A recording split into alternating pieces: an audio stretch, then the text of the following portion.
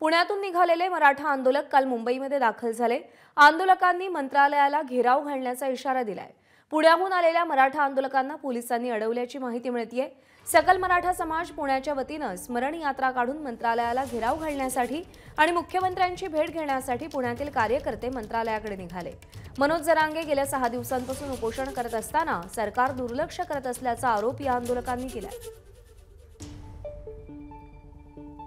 माननीय मनोजदादा जरांगे पाटील हे गेल्या 1 वर्षापासून सतत हा जो लढा चालू ठेवलेला आहे आरक्षणासाठी, तर आता 6व्यांदा माननीय मनोजदादा जरांगे पाटील हे उपोषणाला बसलेले आहे आणि गेल्या 4-5 दिवसापासून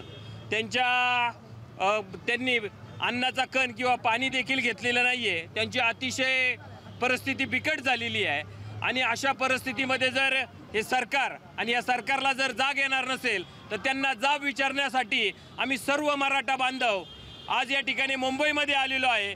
माननीय मनोज